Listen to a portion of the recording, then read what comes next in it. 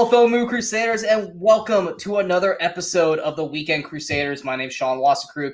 With me, as always, is my partner, Brian Michaels, where we talk about 5 movies that came out during this weekend in movie history, or what most people say, basically pre-80s movie history. But you know what? It's what we fucking like. And wow, we are 30 seconds in, and I already said cussed once. This is going to be a great episode. It's been a busy day. I'm like on fumes, but we got 5 awesome movies. Well, we got 4 awesome movies and a stinker. No, you're hanging your head in shame. I'm not gonna put you on blast yet, but you're gonna get it like in less than a minute.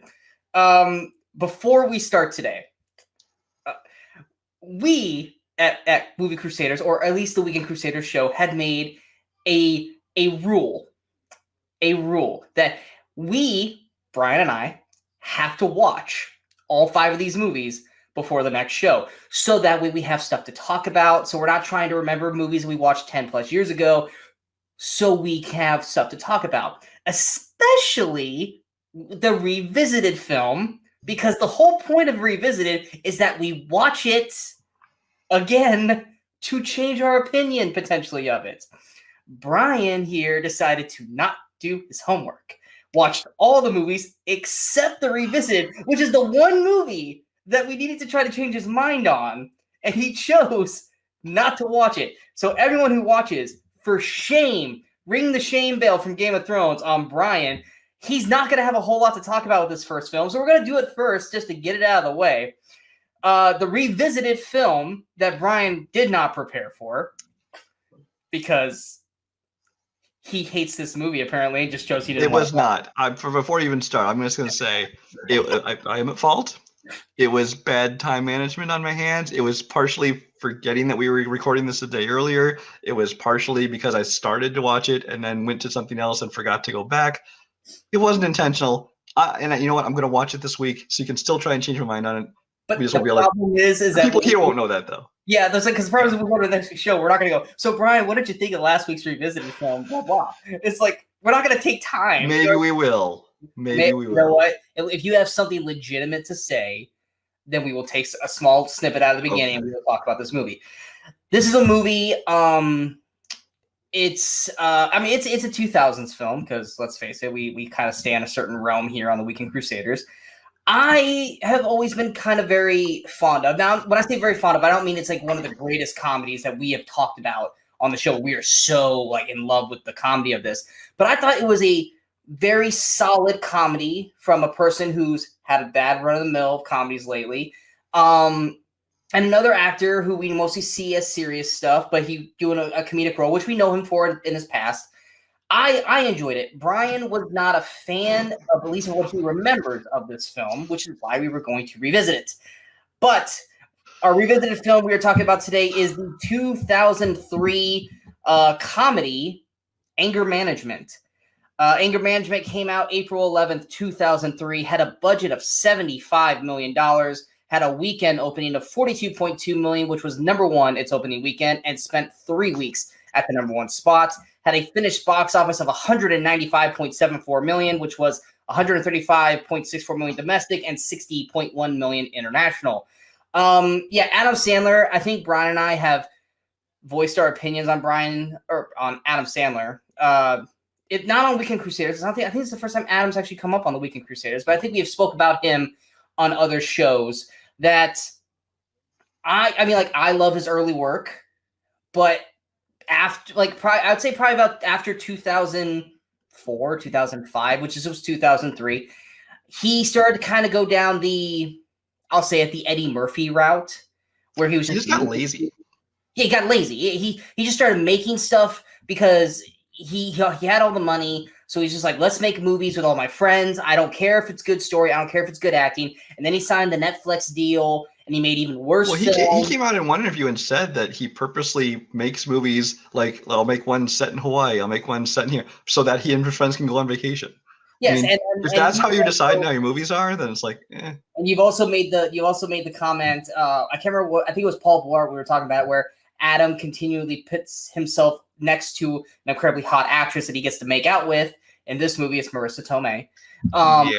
So it's one of those things where Brian's not a huge fan of Adam Sandler. Like I said, I like his earlier work. I know he kind of won a lot of people over 2 years ago with Uncut Gems. I personally was not a fan of that movie. That movie gave me a migraine. But he had Hubie Halloween last year, which a lot of people liked. I still think it was better than some of his Netflix stuff, but it was still shit compared to his older work.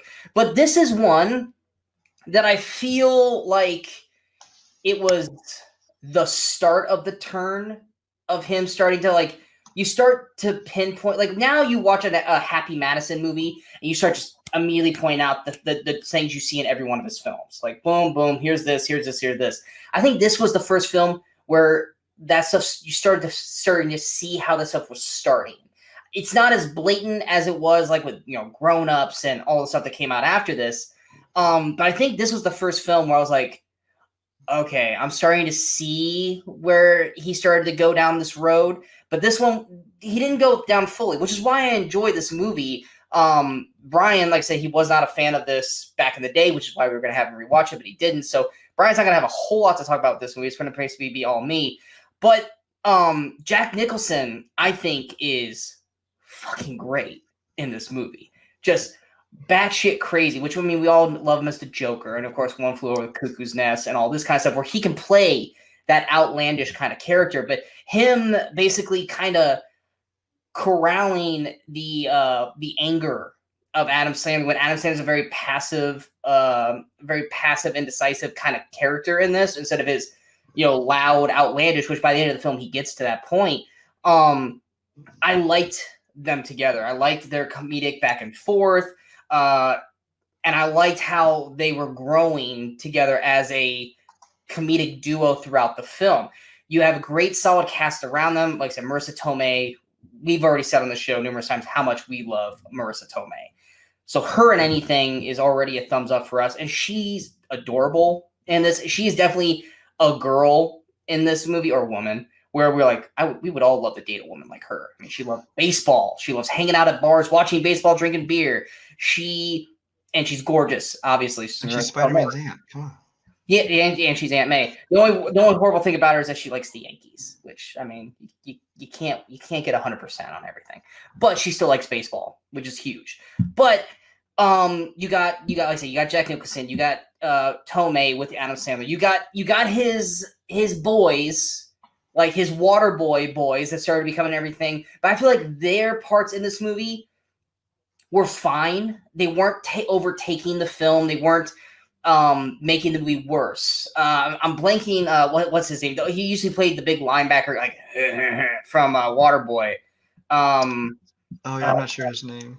Yeah, he's Jonathan Loughran. He plays Nate. Yeah, he's the big basketball fan in this one. And their first meeting, he's listening to Allen Iverson at the Sixers game, and they lose because he doesn't dunk it. And he gets up, he's like, "You gotta dunk that shit." That moment has been burrowed into my brain because I play NBA 2K all the time. And whenever I miss a layup or a dunk, that plays him. You should have dunked that shit. Always is in my head. So this movie has always kind of had a little moment stuck in my brain ever since it came out. John Turturro, I'm not a fan of John Turturro. I'm really not. I like him in very few things, and I don't like him in a lot of things. I think he collectively is one of the main problems of Michael Bay's Transformers.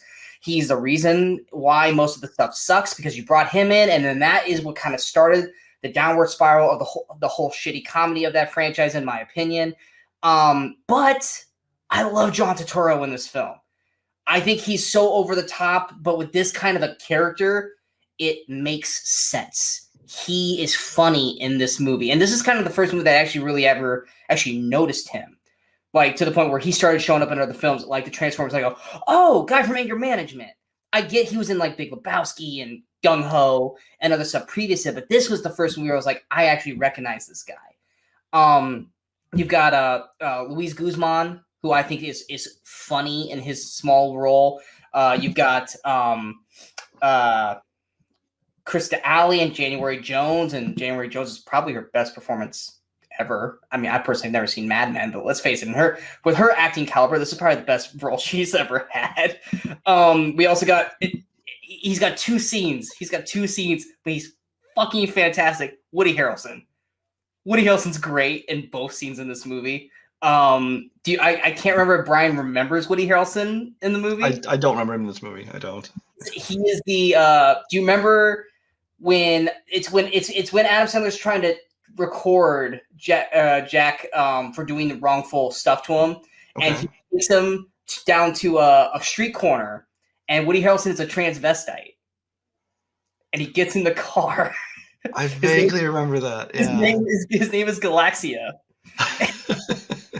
It is great. It is great. Woody Harrelson is great in the two scenes that he's in the movie. You got other people that pop in as well. John C. Reilly has a great scene in this film, and that was still when John C. Reilly was kind of coming up. He wasn't like, yes, he had done like, I think this was the same year as Chicago, wasn't it? Chicago was the year before. Year before. Yeah. So I mean, he had come off Chicago, but this was when he was really starting to get into the comedy. But yeah, Heather Graham. Also, Heather Graham's got a great scene in this film as well. So great cast around Sandler and Nicholson. I'm giving myself a little bit of a break. Brian, what do you remember? So, well, that's just it. I will admit it's been a while since I remember. But here's the thing: is Anger Management is one of those ones who, I don't think I really enjoyed as one of the Adam Sandler movies I really like. But it was definitely not like one of the ones, because there's a lot of his I really don't like, especially the ones where I was doing like the silly voices, the Water Boys and the Little Nickies and things like that. He's playing this one straight up. Yeah, this one he's pretty much playing straight. Like he says, he's kind of before the phase of his career where he started getting kind of lazy. The stories weren't all getting completely predictable, like you were talking about. Like later, you knew what was going to happen in every single movie. This wasn't quite that. But I mean, he was all right, and he surrounded himself with good people. Jack Nicholson, especially, I think this is a role that really was kind of perfect for him. He does comedies once in a while, but a lot of times, like these, especially like the rom-coms, like the How Do You Know and Something's Got to Give, and something's just kind of playing a boring character. When he gets to really dig his teeth into like a good comedy role, like Witches of Eastwick, As Good as It Gets, or something like this one, where he gets to really get into it and kind of give it character. He's really good at comedy. I really enjoy him when he's trying to be funny. And of course, Marissa Tomei. I mean, come on, that's the reason I have to watch the movie right there. I'm gonna be honest, and like you said, I don't remember a lot about the plot of the movie, and I feel horrible for having forgotten. I literally remembered this 30 seconds before, as I was entering the stream to join him to do this. I was like, shit, I never got around to finishing watching this movie. So yeah, so I feel bad, but I just from what I remember, it is one of the ones that I wouldn't call it like a favorite of his, but it is one of the ones that I enjoyed. Yeah, I mean, the main thing is like Jack Nicholson is what makes this movie. Sandler's doing Sandler stuff. Like Sandler is basically kind of like, I would say he's more along the lines of like his Big Daddy kind of character in this. He's not. I mean, you can't ever really call Sandler the straight man, but compared to the over the top Nicholson character, he kind of is. Yeah, exactly. I mean, Nicholson, there's so many moments, like hell, Nicholson's gift the hell out of this film, like his right thing, and then his their I Feel Pretty song on the I think it was the New Jersey Turnpike or something like that. Like that moment's great. There's that one scene, and I'm always so perplexed where he comes out of the bathroom, he's got like this electrical thing on his hair. He's like electrocuting his hair with this, like, I was like, what the hell is that? it's just so bonkers, kind of a thing. There's so many moments of Jack Nicholson that are just laugh out loud, and it's more Jack Nicholson doing something and Adam Sandler reacting, where it's usually the opposite. It's usually Adam Sandler doing something and everyone around him reacting. So it was kind of nice to flip the script on Sandler and make him be the reactor of everything crazy that Nicholson was doing. Now, granted, I will say the first act is setting everything up. So you're kind of just like, wow, Sandler's character is really getting screwed over. All this bad stuff's happening to him. The second act is really kind of when it starts to get good, because that's when the craziness of them being buddy together and doing all this stuff is really good. The third act, to me, is kind of where the movie starts to fall apart, because it starts to go too far into the craziness and like plotting and all this kind of stuff, to the point where it's like, had it not been a movie script, Adam Sandler's character probably would have murdered Jack Nicholson. And honestly, if he had, based off of what he was doing, not that I condone murder, but I'd be like, you were kind of pushing it, kind of thing. And then of course the last like the ending is so over the top, non-realistic. The Yankee Stadium scene, none of that crap ever would have happened, especially after post 9/11. Yeah, I get it. It's a movie. You got to let that shit go. But my God, like none of that crap would have ever happened. Then you have to play like Adam's yelling, but like the entire stadium can hear what he's saying. He's not mic'd up. And like Rudy Giuliani's got a line in the movie and he's saying something that only Jack Nicholson and Adam Sandler know. Like, the movie starts to kind of fall in on itself in the third act because they're starting to throw jokes from previous stuff with characters that weren't around for those jokes. So it's like, how the hell do they know what they're talking about? But nonetheless, I enjoy Nicholson and Sandler together. Oh, that would have actually been a way better movie.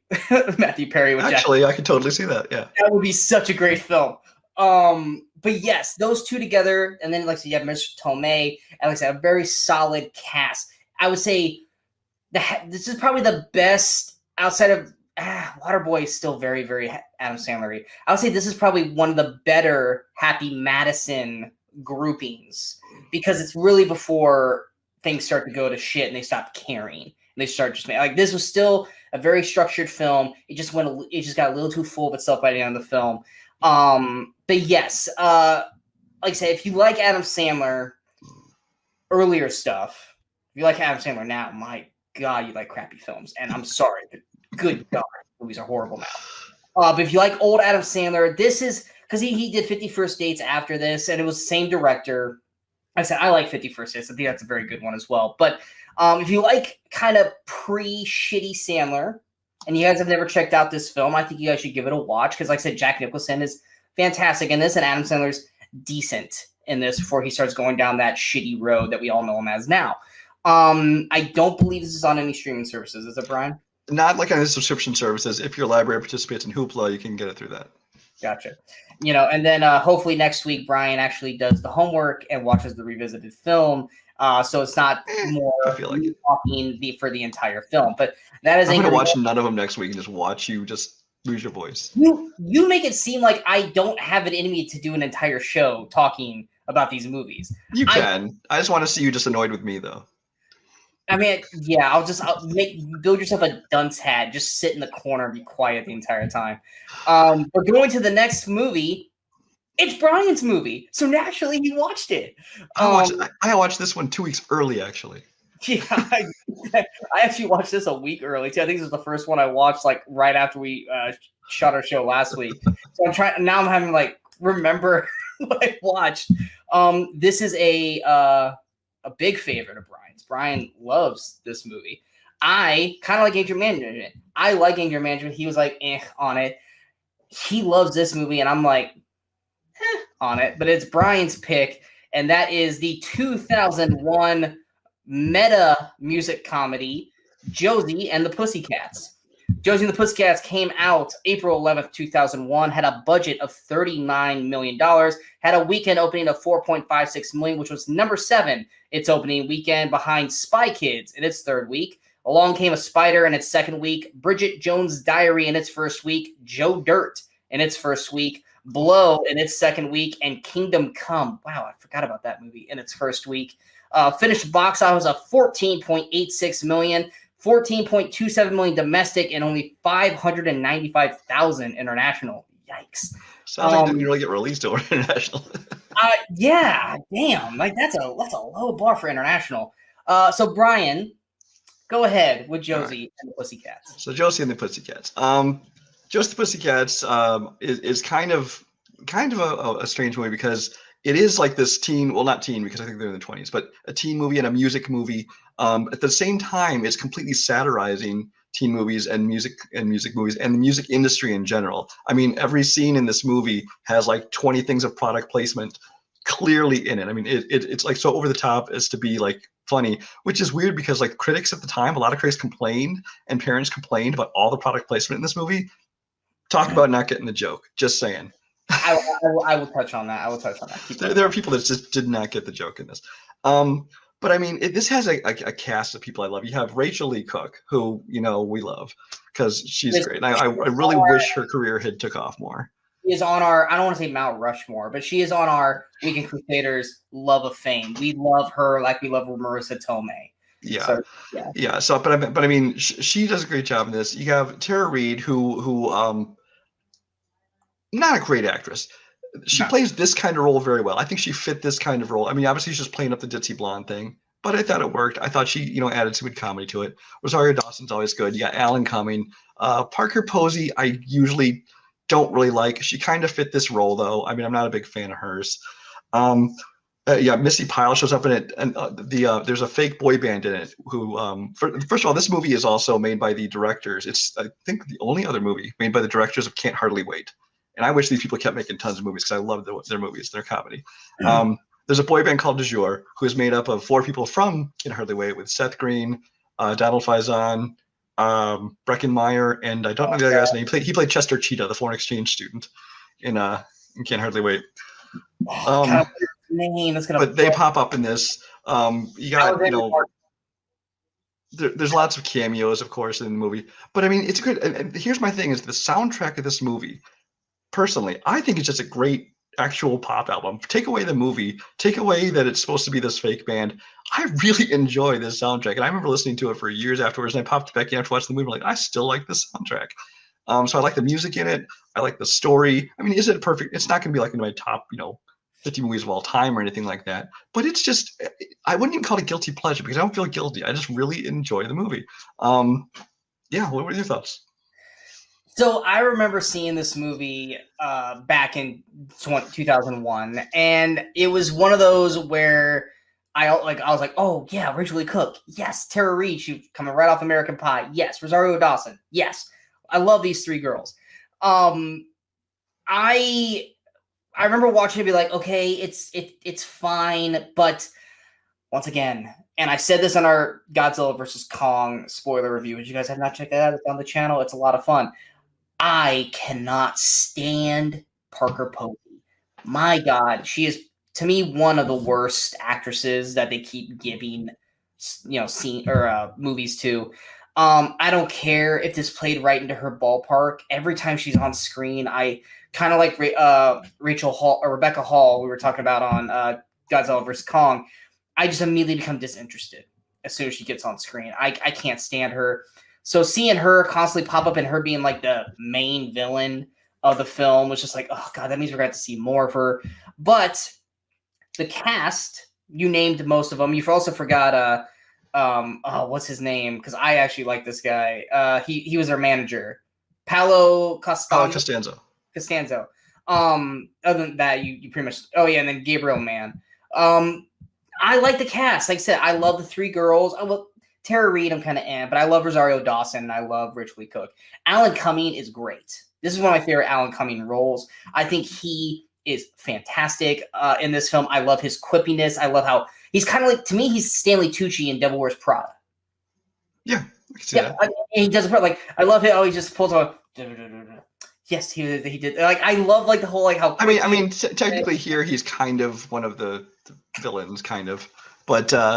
But he's not, though. I mean, he works for the evil corporation, but in all honesty... He's trying to break up the band and make her solo and all that kind of thing. That makes him...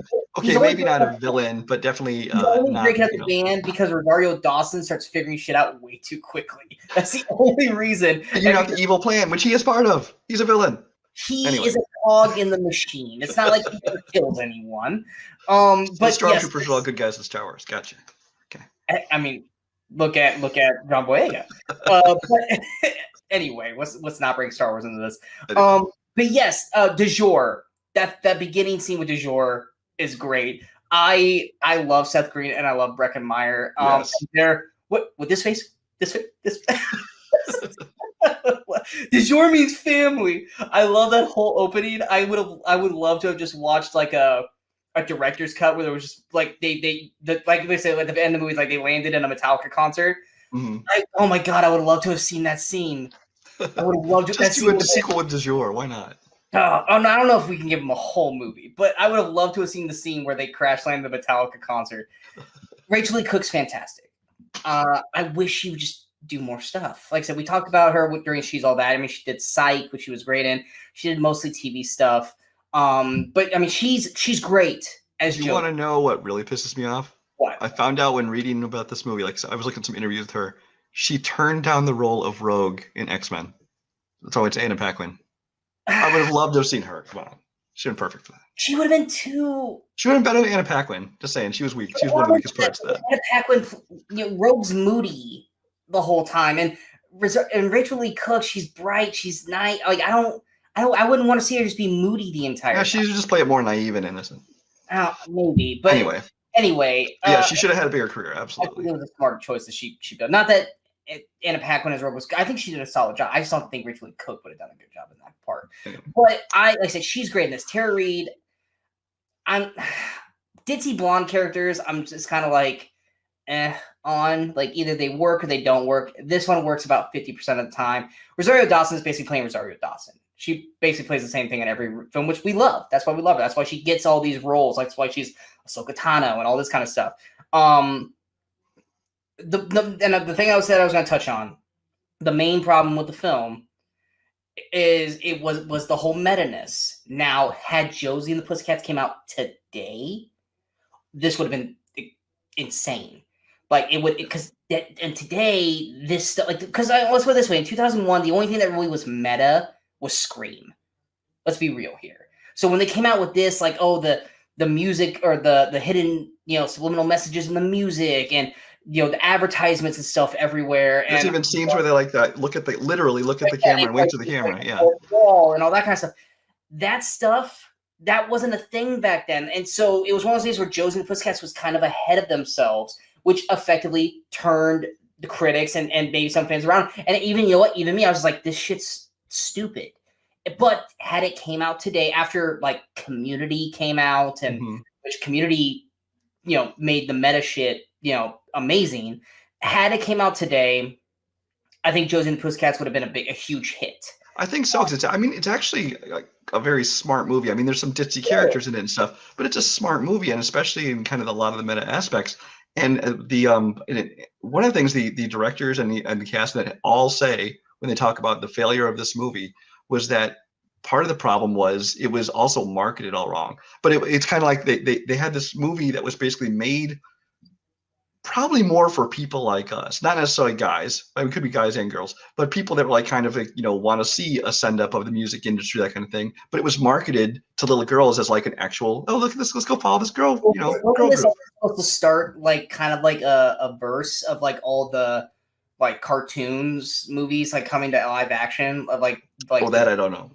I thought it was supposed to, but I mean, my main problem with the movie, it's not the meta-ness, because we're in a day and age now where the meta stuff is so normal and such the norm that it works. It's not the advertisement stuff. It's just, and I've brought this up on movies before. I really have a hard time getting behind movies where basically the entire world are idiots.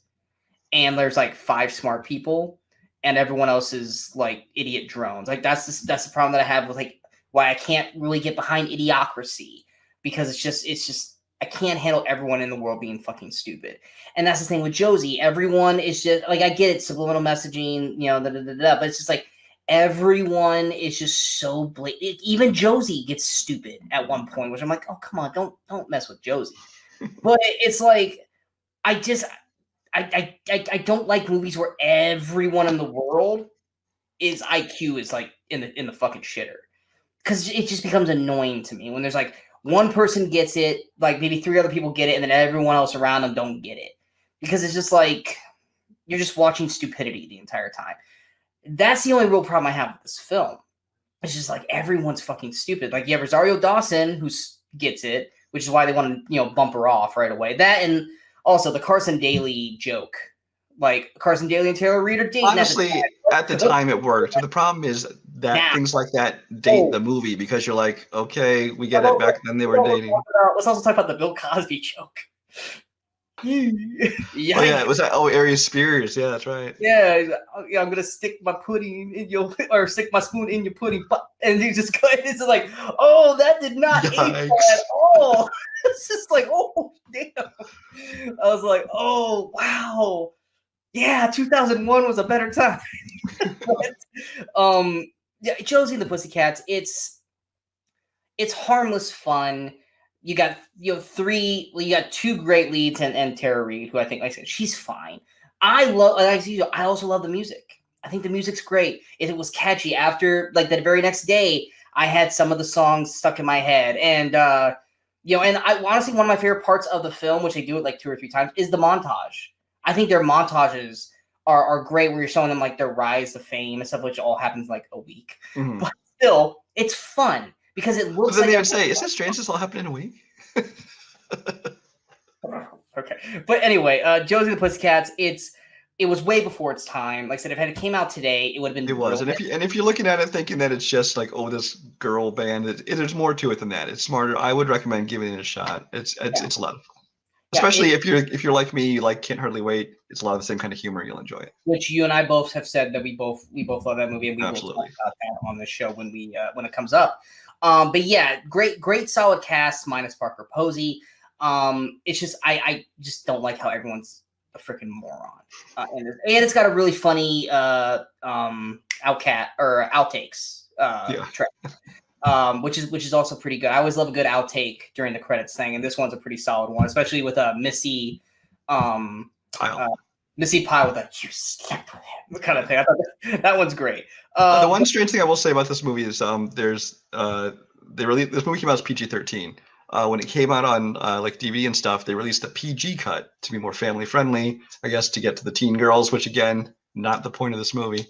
So for the longest time, the only way you could see the PG-13 cut was to make sure you had that DVD. The streaming services now, if you see PG on it though, if it's in widescreen and not the square picture, you are getting the PG-13 version. So, but some of them are labeled wrong, so don't worry about it. Let's be honest. PG-13 now is basically PG now. Right, but I'm saying they had edited some scenes in the movie to get PG, but all the streaming services, the major one, the free one it's on right now is HBO Max. They do have the original cut, even though I think it says PG. So which I believe is what I watched it on. Was on HBO Max. Yeah. Which that's where it's on. If anyone's interested in seeing this film, it's on HBO Max. Like I said, it's a favorite of Brian's. It's a movie that I find fine. But like I said, had it been released today, I think it would have been a huge hit. Going on now to our stinker. We said this was going to be a stinker of epic proportions. It is definitely a stinker. It's one of those where neither one of us has seen this film. We had heard the word of mouth of this movie being so bad, which was kind of like Street Fighter Legend of Chun-Li. Neither one of us have seen it, but we had heard how bad this movie was. We're like, all right, we got to watch it. This was one of those movies where we heard how bad this movie was. Brian and I both looked on our letterboxes. All of our friends, no one gave it higher than 1 star. And so we're like, oh, well, this is going to be epic. Most of them were half stars, yeah. Exactly. If this is anything like Double Team, we're in for a fun ride. And that is the trust me, we got plenty to say about this. Like we do with all our stinkers. We should just come out with a stinker show where I'm sure we'd be pissing off too many people if we just crapped on movies the entire show. Our stinker film is the 2009 anime bomb Dragon Ball Evolution. Dragon Ball Evolution came out April 10th, 2009, had a budget of $30 million, had a weekend opening of $4.75 million, which was number 8 in its opening weekend behind Hannah Montana, the movie, in its first week. Fast and the Furious, I think 4, in its second week. Monsters vs. Aliens in its third week. Observe and Report in its first week. Knowing in its fourth week. I Love You Man in its fourth week. And The Haunting in Connecticut in its third week.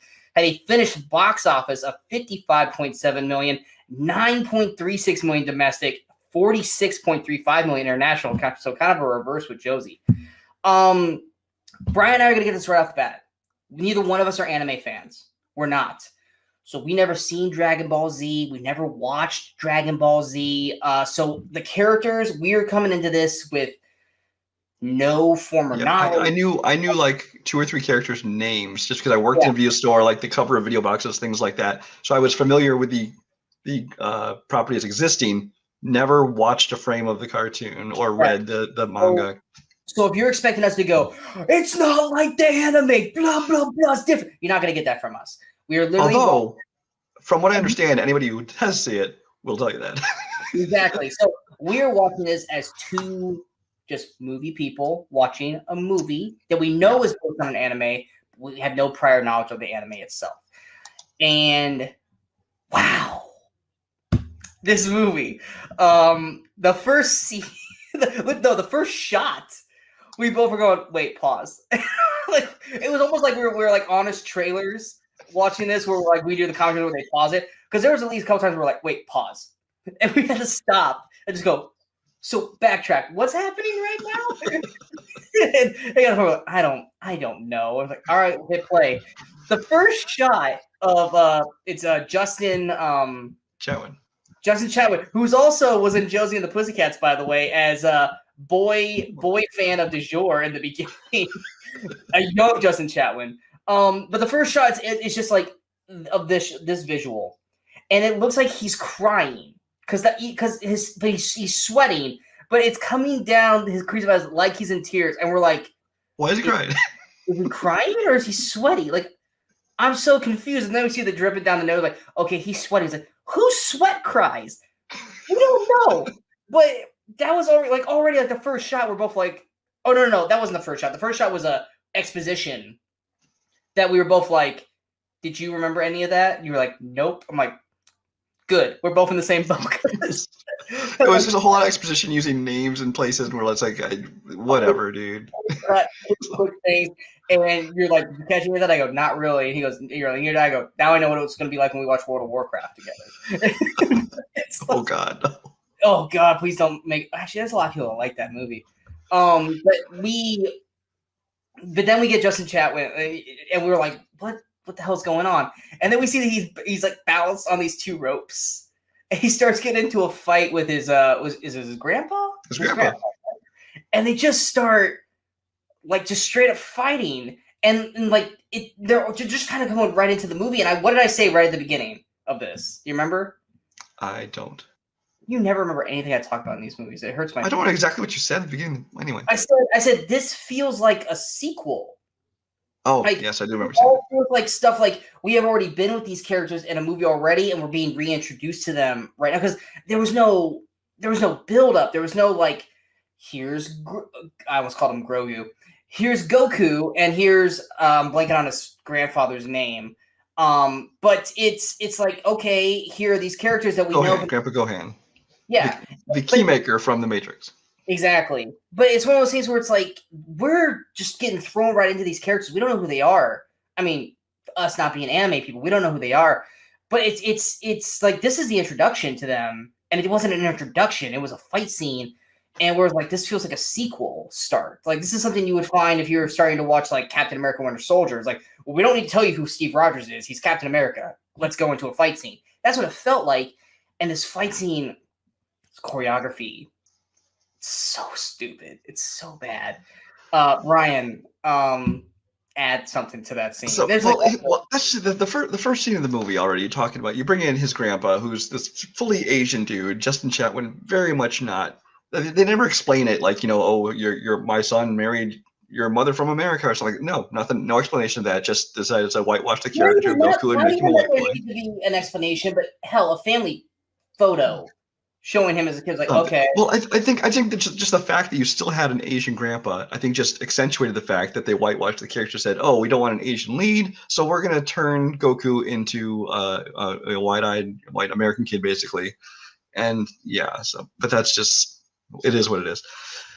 But as far as the fight choreography and really many scenes throughout the movie, and especially the humor of this movie, the problem is almost like they tried to take the anime cartoon series and give that same style to this live action movie, which, because a lot of that, especially Chow Yun Fat especially gets into, he takes weird facial expressions and the way he talks and the things he says.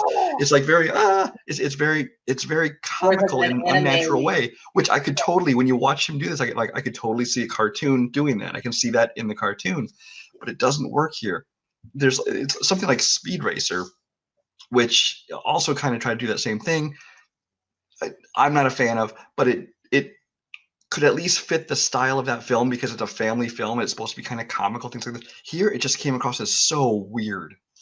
Yeah, there was times, especially with Chow Yun Fat, where you're like, well, that's an anime scene. I was like, yeah, I was like, you squint his eyes and you do exclamation points around his head. I was like, that's basically the same movement, same kind of reaction kind of thing. And I was like, okay, yeah. I was like, I'm seeing exactly what you're talking about. I was like, and then that's where we kind of came. I was like, maybe that's why all anime movies adapted to live action suck, because they're trying to just grab the cartoon and then just live actionify it. Yeah. And you can't do that without it just coming off incredibly corny. Right, because you had Chow Yun-fat going too comical. You had Emmy Rossum, who was kind of obviously trying to play like she was doing like a weird voice the whole movie. She was talking like I'm trying way too hard to be like the character. I almost wanted to see her mouth mismatch with the words, because that seems like that's what she was trying to go for. There was Yamcha, I think he's kind of like the other male character. Almost like the Han Solo to Goku's Luke Skywalker, I think is how you described it at one point. Han Solo of the movie. Yeah, he was kind of doing that same kind of like I could imagine him as the anime character he was supposed to be in the cartoon, and it was just it's just every aspect of this is kind of missed the mark. And I'm a huge fan of Emmy Rossum. I love her on Shameless. I mean, she to me was one of the better parts of The Day After Tomorrow. Mm-hmm. I have not seen The Phantom of the Opera yet, and I still want to check that out at some point. But it's fine. She is one of the better parts of it. Yeah, I want to see what Gerard Butler can do as the Phantom. But we like her, but she's not good in this movie.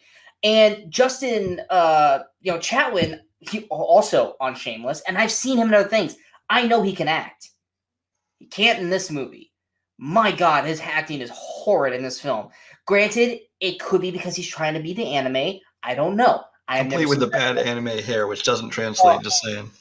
Yeah, and then there's the one where he puts all the goop in it, and then it backs out. Yeah, but he's basically playing a character, at least for the first act, where it's like he's not supposed to fight, he's not supposed to lose anger, but every 5 seconds he's like he's trying to fucking shit in front of people, and like his vein is coming out of his forehead, and it's like once again he's doing the anime thing.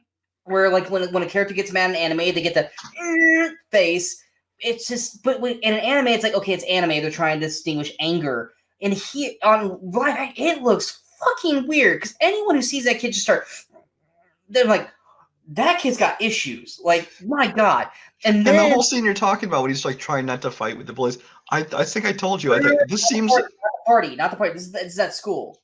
This is that school. Oh, there were several parts of it. You know when they run over his bike. And we're like, that's a crime. But like, there's the one point where it's like he like the guy's like, fight me, Texas Battle, great name by the way. Is trying to get him to fight, and he's like, I promised my grandfather I wouldn't fight. Hoodie. Just like, was that supposed to be cool? Like, you just look even more like a doofus. It's just like, my God. And then the actual party. Which it seemed like a spoof of a previous film we talked about, Never Back Down. Yes, that's all part of like this complete like, with the heads across the hood of the car, the roof of the car. He does his head slide on his hair across. So there's literally a fight scene. He goes to a party. It's his birthday. He gets invited to a party by the hot chick played by Jamie Chung, who I think was actually probably the one person in this movie that actually played the way she was supposed to be played. She was fine. Yeah, I could see that, yeah. The one character, I was like, all right, she's okay. And these bullies surround him. He's like, I told I wasn't allowed to fight. So basically he just keeps moving and ducking, and they all keep hitting themselves. He gets on the car, and he literally does a head slide across the top of the car. We're like, what the hell was that? And then the car capsizes. And then the one line that Brian and I quoted the rest of the film, he calls out to the main bully, going like, hey, your guys tried to fight me, but they showed me what they had. Nothing. He just did this. You did like weird pause. He was like, they showed me nothing. It's like this weird pause. Like, what the heck was that? Like, is he whack on, whack off? Like, what is he doing? Brian and I was quoting that the whole rest of the way. And it's like, and then the car capsizes. It's like, what? Because of the head slide? That's not how cars work. It's like, but anyway, that's like the first 10, 15 minutes of the film. Yeah. Then we get. I will say this. I think we had more fun watching the first 20 minutes of the film, because after that we just kind of get to be like, when it gets into the actual like journey or quest that they go on, it kind of starts to just become a bore. Like, sadly, it's when Emmy Rossum shows up, which sucks because, like I said, I really like her. But then once they start going on this quest to find the Dragon Balls, because you capture 7 and then you get a perfect wish, which is like, I would have preferred, unlimited power, but a perfect wish. And then you make the wish and then the balls go away. You have to go find them again. Well, I'm not trying to badmouth the show. I'm just saying it's the way they described it in the movie was just really weird. And, This is the year of the bad wish movies, like that and Wonder Woman. Okay. Yeah, I mean, it's just like as soon as they start going on this mission and they get Chow Yun-fat, I was like, I know who Chow Yun-fat is. So when he comes in, I'm like, oh, this might get really good all of a sudden. No, it doesn't. It doesn't. And then the main bad guy, was it like Piccolo? Yeah, Lord Piccolo. Real horrifying name. It's played by James Marsters, which I immediately got excited for because I was like, Spike from Buffy. Yes, I love Spike from Buffy. That doesn't sound like Spike from Buffy. It sounds like a weird voice, and it's like I think they just decided the makeup was close enough. They'll just paint it green, and they'll have the same look as when he's. Like I'm looking. I was like, okay, I kind of see it, but it's like, oh man, you have no charisma. Like, where's the Spike charisma? Like, you're the villain. Have fun with it. And his character is very kind of Ronan from Guardians, where it's just like, okay, you're the whole time, and it's just like there's just no like there's bad fun, that we had in the first act, and then it just becomes dull and boring, and we're just watching this, and we're like, okay, is Emmy Rossum and Grogu gonna hook up? We're like, well, no, because he likes Jimmy Chung, and then it's like, oh, here comes the other dude. He's clearly the Han Solo, and Grogu is Luke Skywalker. Goku. What did I say? Grogu? You keep saying Grogu. Yeah. Is it? Oh, it's Goku. It's Goku. Sorry. See, I'm getting Grogu, and yeah, my bad. Oh my god, how dare you, Sean? It's an anime, but loved by millions. But anyway, it's just then we get to the final battle, and they have this huge twist, and we're both just like, huh? Like, oh, okay, and then it's just like, and then the movie's over. It just ends. Like, the fight scene looks like it's gonna be this epic, like, anime fight scene, and it really isn't. It's just kind of a normal fight. I would say the fight scene that he had with was it like Jamie Chung's double? Yeah, when she had the other girl was more kind of like, oh, okay, here we go. Or even when they were fighting, I'll call them like the Putty Patrol of Dragon Ball Z next to the lava pit, which that whole scene was just utterly ridiculous in its own right. But the final battle was just like, this is what we've been building up to. It's just kind of like a fart in the wind. It just was kind of like, okay, that's dumb. And then it leaves off clearly wanting to be like the beginning, and apparently they originally envisioned this as the first of like a series of movies, but clearly that was not going to happen. Yeah, there was a mid-credit scene. There's an actual mid-credit scene. We're like, why? Why is there a mid-credit scene? So it's one of those, just like, we wanted to have a lot of fun poking at this and having like a blast. We had some. But we did for like the first 20, 30 minutes. Yeah. And then after that, it just kind of was just like we both just got quiet. We were just kind of watching it. It's just like, so for fun, it's fun to make fun of for the first 20, 30 minutes. After that, it's just another hour of just kind of. Yeah. And if you're a fan of it, from what I understand, it'll just make you angry. Yeah, apparently, yeah. I mean, I'm sure. I mean, granted, there are movies that Brian and I know, either it was a TV show and they made it to a movie, or something else where it's like, oh my god, how could you fuck this up? Like, it's not that hard. That's probably what happened here with a lot of the Dragon Ball Z fans. We're not knocking any Dragon Ball Z fans, because frankly, I'm not. No, I'm saying that they'll be even more disappointed with this movie than we are. This movie did not do what you guys wanted to do, and we can even see that, and we're not even fans of the show. Like, I'm sure. I think either we were going to talk about this, and we decided, man, we don't want to be bored. We were going to talk about Last Airbender, and we're like, I mean, it's bad, but do we want to be bored? And we just chose not to talk about it. We chose to talk about something else. But it's like, and a lot of people were furious about that one. But I mean, that one they at least had like M. Night Shyamalan directing it. This one, the director in this, I mean, this was like Super Mario meets like Double Dragon level bad. But yeah, obviously we're not telling you guys to watch Dragon Ball Evolution. It is, while we heard the epicness of how bad it was. I mean, we saw it in the first 20 minutes. After that, it was just kind of a dull film. Yeah. So it's definitely not one of those like double team where we're like, it's so bad, it's actually kind of fun to watch. You can watch with your friends and just have a blast. This is not one of those. No. So we're not recommending to check this one out to poke fun at or have fun at, because like I say, it's a third of a funny bad film, and then it's an hour of dull boringness. But I don't believe it's on any streaming services, because no. Once again, I got to pay to rent this one. Apparently, you let me rent the bad video game or bad adaptations, and then you rent the rest of them. Apparently, so I rented Double Team. Okay, that's what I'm saying. You rent those, and you leave the bad adaptations to me. Street Fighter and this. And... Fine. I have nothing. No, I'm just saying it's a weird trend. That's all I was noticing. Okay. All right. So basically, if you rent it, the movie's gonna be dull and boring. If I rent it, it's gonna be fun. That's a nice way for you to say, well, Sean, you're gonna pay for the next one. We had fun watching Street Fighter. Just saying. We did have fun watching Street Fighter. Okay. So going to our next film, it is going to be my pick. This one is one of my favorites. I love this film. This is one of those films where, once again, it wouldn't be able to come out today. There would be too many people pissed off about it. But I think cast-wise, had it came out today, I think it probably would have been done a little bit better. Because I think the cast today is bigger now than it was back then, at least for some of them. But this film, I loved it the first time I saw it. And even watching it again last night, I still loved it. I still loved it from, just as many times have I seen this movie. And that is the 2014... I mean, I want to call it high school raunchy comedy, but it's not. I mean, it is high school, but it's not really. They're in high school, but it's not like about high school. Exactly. 2004's The Girl Next Door.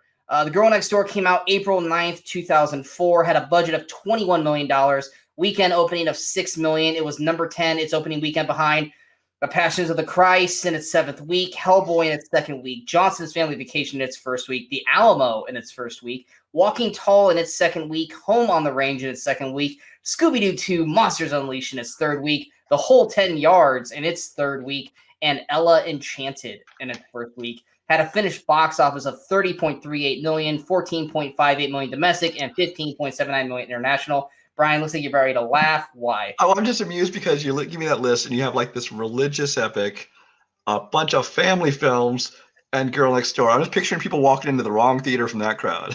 And you know what? If they did, they would have a fun comedy, because Girl Next Door is great.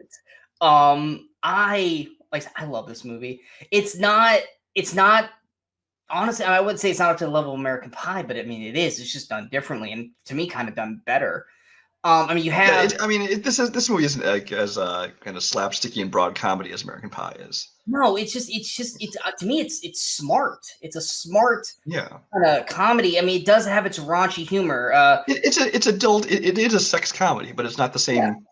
Yeah, I mean, brand of sex comedy as like an American Pie. Exactly. I mean, you have Emile Hurst, who I've always thought is a very fine actor, who just doesn't do as many movies as I would like him to. I mean, I think the last, outside of Once Upon a Time in Hollywood, I cannot remember. Like, I think Into the Wild was the last thing I remembered him in. Yeah, I don't know what he's been doing. Because I know he did stuff prior to that, or in between, but I don't really remember him doing anything else. But you have Emile Hurst. He's this high school kid. He's very smart. He puts a lot of hard work in. And then kind of like the book smart kids. Let's call them the book smart kids. They put all the work into the point where they don't really go out and have a lot of fun. And he's really working towards this. He's got this big speech that he's trying to get a scholarship for so he can go to Georgetown. And then he meets the girl next door. She's basically the niece of the girl that lives or the woman that lives. I believe it was niece. Yeah. Yeah, she's like house sitting, and it's Alicia Cuthbert, from 24, The Ranch, Happy Endings. Obviously gorgeous woman. And she and him start hanging out, and they start to kind of developing feelings for one another. And then he finds out from his friends that she is a porn star. And that's when the movie goes into a whole other realm of craziness. This cast is great. Lisa Cuthbert is incredibly lovable in the character role of Danielle. Emile Hurst, I think, does a fantastic job as Matthew. Of course, once again, we love the guy.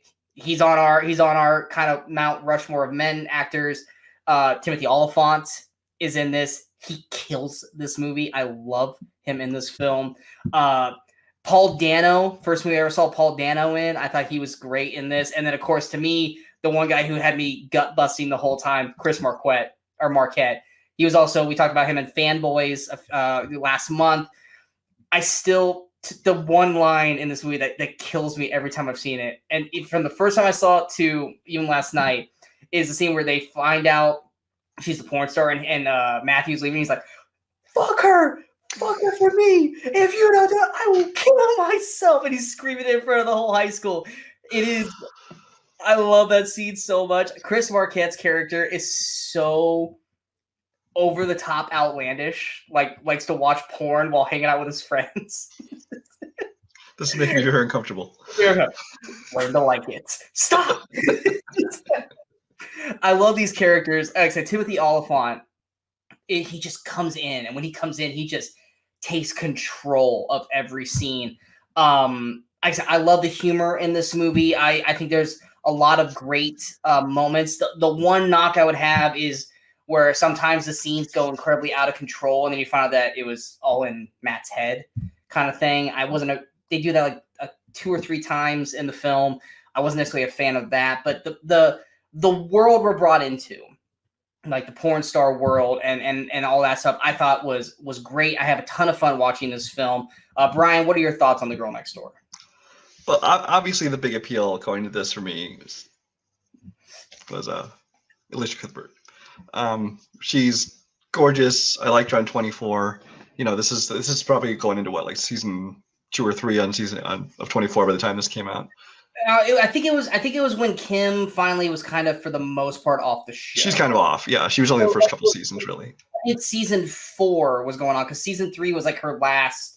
Yeah. For a while, and so then she kind of, she'd been on the scene for a couple of years, and she'd actually gotten even, I think, better as an actress. And I really liked her in this. I mean, besides the fact that she's just a beautiful woman, I think she's actually a very good actress too. She's another one that I kind of wish she had more of a career. I mean, she still does some TV stuff. I wish she did more films. She's been doing like 6 seasons of The Ranch on Netflix. Yeah, so. I just wish she did more films as well. Timothy Olyphant, obviously we like the guy. There's 2 things he does really well. One is to kind of have that charm and swagger to him, and the other is to be really like intimidating and dark. And he does those 2 things very well. In this movie, he actually gets to do both because he appears in the movie and he's kind of like takes Emile Hurst's character under his wing. And he's going and getting him the girls and kind of showing him a great time and all these kind of things. And then the minute he starts to interfere with this business, he's like, I will fucking kill you. And he just turns on a dime, and he plays both those parts so very well. Oh, good. Yeah. Good. Yeah. Emile Hurst is a guy who I think is actually a good actor who picks a lot of bad movies to do. He did this and Alpha Dog are my 2 favorites that he's done. I love him in Alpha Dog, and like I said, I think Into the Wild he was really good in it. There's a couple other ones, but other than that, he does like either some duds or does a lot of like this independent stuff. Which, I mean, if that's what he wants to do, that's great. But I kind of wish we could see more of him in some more, some better roles, because he's ended up in a lot of like the straight to. Yeah, he was DVD in one of my worst films of last year, Forces of Nature, with Mel Gibson. Oh, was he in that one? I didn't even know that. He's the main lead in that film. Great. It's not his fault. It's the story is just really, really bad. Yeah. He's the main lead with Kate Bosworth and Mel Gibson. Mm-hmm. It's like, and he wasn't in enough of Once Upon a Time in Hollywood to really any kind of a reference. But I agree. Go on. But as far as the story of this, I mean, it's the kind of thing that very easily could have been an American Pie kind of broad comedy, like, oh, it's the porn star shows up and he wants, but it's not. I mean, it's more. I don't want to say it's a intelligent comedy, but it's also hard to call it mature because it's still dealing with like, fuck her for me. But at the same time, it's dealing with mature content, but it's still. I mean, it's kind of a heartfelt comedy still to it. I mean, there's some heart to it. I think the characters are all very well fleshed out from the the obviously the comic relief of Chris Marquette all the way down to Paul Dano's character and across the board. But I think the story is well done. And actually, when I first saw this, I remember liking it. But I have not watched this in years. I'm not sure when the last time I rewatched this was until this past week when I watched it, and I think I actually enjoyed it maybe a little bit more this time. I mean, I'm going to push back on the, like, yes, there's like the fucker for me. That's like literally like the first act kind of thing. Once that part ends, you're starting to see a ton of character growth from like Emile Hurst's character. He's riding high, and then he starts going to a downward spiral where he starts to kind of learn that not everything is about grades and scholarships, and he learns to fight for what he loves, what he believes in. Alicia Cuthbert's character, she's got growth into showing that there's more to her than being a porn star. She can grow and grow. Chris Marquette's character, he's the hornball character, but as the movie progresses, you're starting to see his character kind of be more helpful and grow to where we see him at the end of the film. Same thing with Paul Dano. Paul Dano's kind of the quiet, ugly kid, and his character grows through the film. Apparently, he grows a lot. Yes, he does, because but yeah, and then like I said, Oliphant, he's so likable. He's such a likable character. Like he's scary looking, but goddamn, he's a blast to hang out with. And like I said, then you flips on a switch, and all of a sudden you're like, holy crap! But like the character, except it is a smart comedy because it's dealing with real life consequences. That's the whole thing. It's like you think this is gonna be just like a 1980s sex romp where it's like he's gonna get the girl and everything's gonna be hunky dory. It's like no, he gets the girl, and then that's when shit goes wrong. And that's when he has to actually think and be smart and use his resources to fix all the stuff that got messed up because he got the girl. And it's one of those, and that's where the smartness comes in. They could have gone just down this one track, but like the third act, what they end up doing is smart. It's clever. You think it's this one thing, and then when you finally realize what it is, you're like, well, damn, that's actually pretty, like, just like what it is. Like, that's a pretty good idea. And in everything that they do, it is a smart sex comedy, done with a great, fun, young cast. And like I said, Timothy Olyphant, he was still pretty young going into this film. Like he had done like Gone in 60 Seconds and stuff like this. So he wasn't like Timothy Olyphant that he is now. Right. But yeah, like I said, it's a smart, well done comedy for me. And like, yes, you could take people who don't like sex romps or raunchy comedies. Yes, there's nudity in it, but actually less than you'd think though. Well, I mean, yeah, you have like the strip club and you have like the porn con kind of and thing. And even then, you don't see a lot of full nudity. Yeah. Exactly. It's more like you less skimpy outfits. Yeah. And less like actual sex scenes. But yeah, I love this film. I think it's a fantastic film. It's a fantastic comedy, and I also had gone quite a long time since I had seen it recently, and going back to it, I was like, man, I'm mad at myself that it's been so long since I've seen this movie. Anything else to add for Girl Next Door? No, I think we covered it. That one you can watch right now, free with ads on Tubi TV. Which, if you guys have never seen The Girl Next Door, check it out. You will not be disappointed. Also, if you want to see Paul Dano before he became all serious Paul Dano, definitely. I mean, he plays serious pretty much throughout the entire film, but near the last act, you start to see him unwind, especially when they're at the porn con. He starts drinking. I get freaky. Is this one of his first movies? Because I know this is before Little Miss Sunshine. Yeah, I think this was probably one of his first films. We're both looking at the same time. I mean, he did TV. But yeah, no, outside of like what's called the Newcomers and the Emperor's Club. The Emperor's Club with Kevin Kline, yeah, but this is really his first kind of big role, yeah. Exactly. So I mean, this is like he doesn't have a whole lot of lines. He's kind of just like the other friend. And then of course Olivia Wilde has a small like role. She's just like the cute girl. She's like one of the other friends, yeah. That's cool. Sometimes. And then Autumn, was it Reznor? Reeser, I think. Reeser. I've always been fond of her. I'd like to see her in more things. She's got a small role in that as well. So yes, Girl Next Door, check that one out. You guys will not be disappointed. We are going now to our feature film, and this is one of those films that Brian and I both like. I think it's been at least 15 years since Really? I movie. Yeah, because I was just like, it got to the point where I was watching. I was like, have I seen this all the way through, or if I just seen like most of this film? It's with another actor that we both really really like. And once again, it's a smart comedy, and I think it gels really well with the story. And that is the 1997. I'm just going to call it an action comedy because it kind of is actiony a little bit. Yeah. Gross Point Blank. Gross Point Blank came out April 11th. I almost said August. April 11th, 1997. Had a budget of $15 million.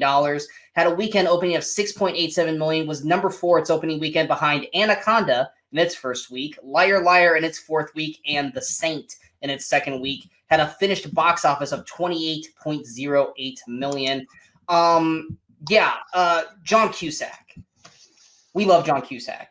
Also here, he's definitely someone. He's one of those actors that reminds me of my brother, my older brother. So whenever I watch him, I kind of think of my older brother. Jonathan is his name. But yeah, I think John Cusack's great, and every time I watch these films of John Cusack that I'm actually fond of, I think of, man, why doesn't he do good movies anymore? Like, he just does straight to DVD crap. He's one of those people that's fallen into that. I mean, obviously, I can't blame the guy for getting a paycheck, but he just done so much junk that's gone straight to like VOD and DVD that it just kind of kills the legacy. And I think it makes it harder for him to get real roles because of it. Exactly. It was almost like I was watching 10 Things I Hate About You again, where it's like, man, I really miss Heath Ledger. Where I was watching this, I was like, man, I really miss John Cusack. Because like, granted, he's still doing films, but they're not movies worth watching. I mean, I think, what was it? 1408 was probably that, or 2012 was probably the last movies worth checking out for him, which really makes me sad. I mean, really, as far as major like theatrical releases, I think beyond the 2 you mentioned and The Raven, there's really he has most of his stuff gone all straight to video. So for years now. I never saw The Raven. I heard it wasn't good. So I wouldn't bother. I didn't want to check it out. But yeah, John Cusack he's so good in this film. Like he is in most stuff that people are very fond of him in this. I mean, you got Minnie Driver in one of her actual first roles.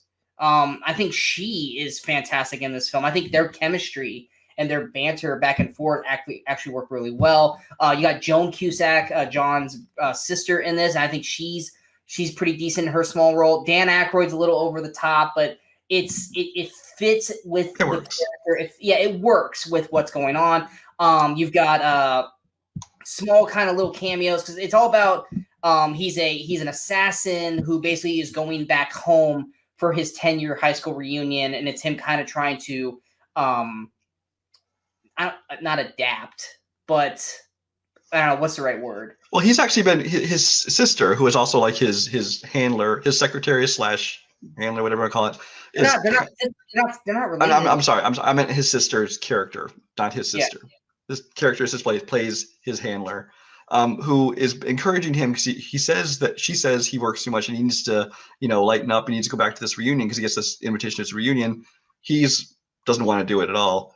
But it turns out that his next job happens to be in that same hometown. So he reluctantly kind of takes the job and goes there. And while he's there, his main focus there is he wants to reconnect with his ex-girlfriend, played by Minnie Driver.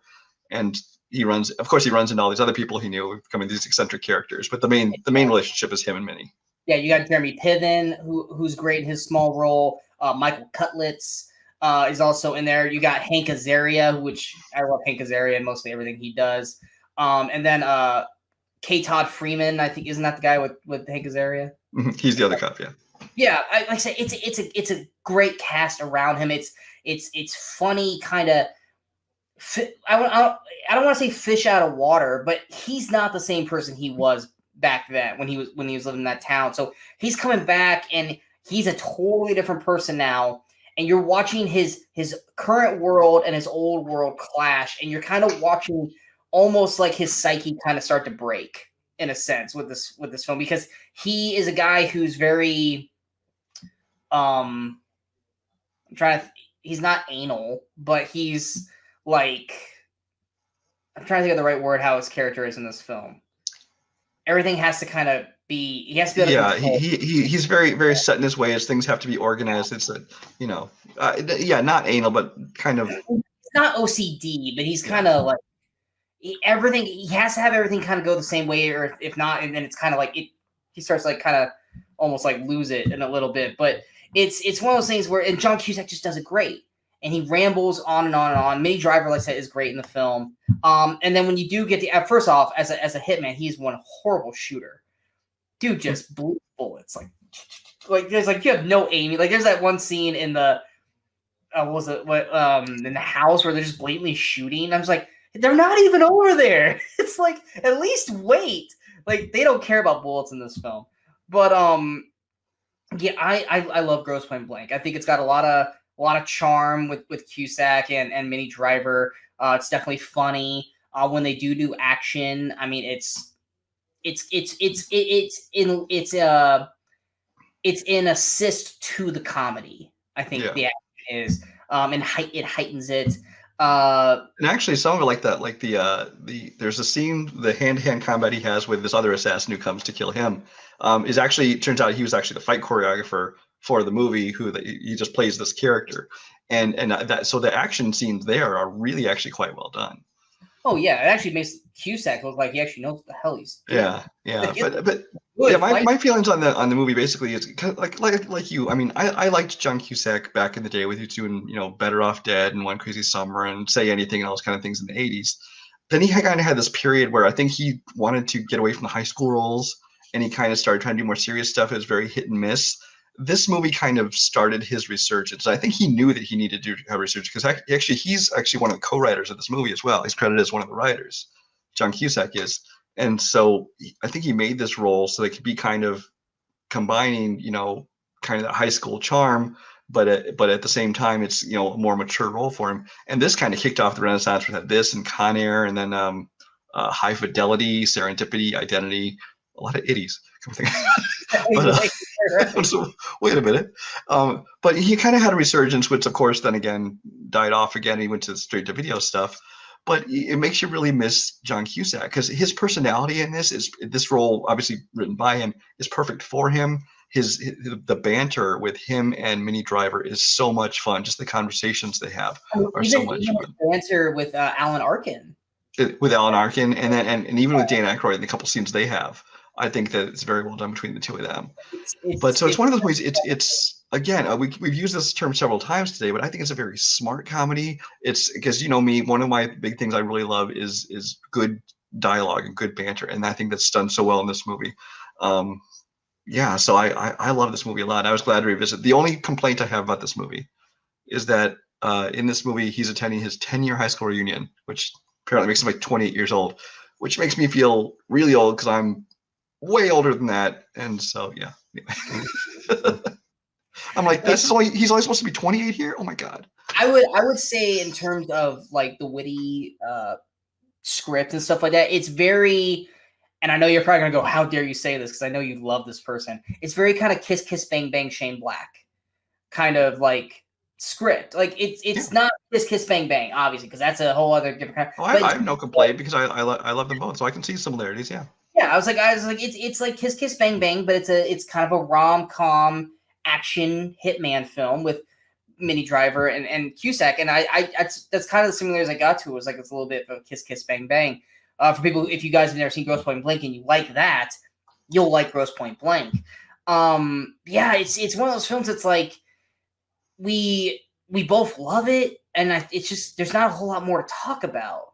Because not without fully taking just straight up scenes and just describing stuff. But I mean, it's a very simple, smart comedy. I mean, it's about a hitman who returns home to see his high school reunion and to see the woman that he's always loved. And he kind of did her dirty on the last time he was in town. And it's him kind of owning up to his shit and growing as a person.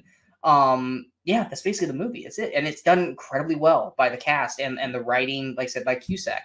Definitely worth checking out. Yeah, he's won like 4 writers, but yeah, he kind of had to do the story. But probably my favorite Minnie Driver role. I would agree with that. I think I usually get her and Andy McDowell mixed up, but I don't know. It's probably because of the curly hair.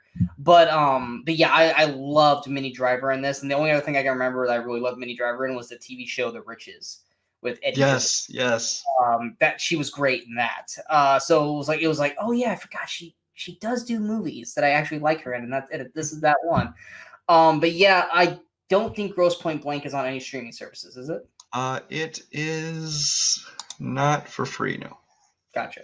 But definitely, like I said, if you guys are fans of either one of the two leads, or if you guys want a smart, kind of quick, kind of comedy, kind of like I said, like Kiss Kiss Bang Bang with Shane Black, definitely check out Grosse Point Blank. You will not be disappointed.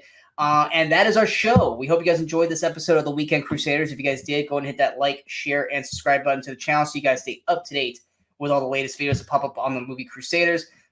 And of course, don't forget to follow us on all the social media outlets you see below. Don't forget to, like I said, I mentioned it earlier, Godzilla vs. Kong came out this past week. Brian and I did a spoiler review on it. We talk about it. He's Team Kong. I'm Team Godzilla. If you guys have seen the movie, you know how that ends. If you guys have not, it's a fun movie outside of the human aspects. But if you guys have seen that movie and you want someone to go, hey, I want to talk about this film, or I want to see what people thought about it, check out our spoiler review. It is out. And then, of course, next week we'll be back again with 5 new movies. And I would say I definitely really love 3 of these movies. One of them I have never seen. But yeah, we have just like with Girl Next Door, we have a comedy that I love. I think a lot of people love this comedy. I think it's going to be one of those comedies that will come down and become a classic, probably in the next 10, 20 years. We have 2 superhero movies. One that I think is a really bad rep that doesn't deserve it. I think it was one of those, it's like, it wasn't what you thought it was going to be, so therefore we hate it, which I actually think is a really great superhero film. And then we got one that surprised everybody on many, many different levels. And then we got I would say it's a 90s classic, or is it 89 or 80s? 80s. It's an 80s classic. I personally have never seen it. So Brian's going to make me watch it. And unlike Anger Management, I will actually watch it. So we'll check that out, and we'll see if I will fall in line with everybody else. Yeah, goodbye. We'll see if I fall in line with everybody else and love it as well, or be on the other side of the fence and go, it's okay. And then, of course, we got a stinker that I've never seen. I have seen, and we will definitely have a lot of fun talking about that stinker. But yes, that is next week's episode. Figure out what we're going to be talking about for that. And until next time, in case we don't see you, good morning, good afternoon, and good night, Movie Crusaders. You're still here? It's over. Go home.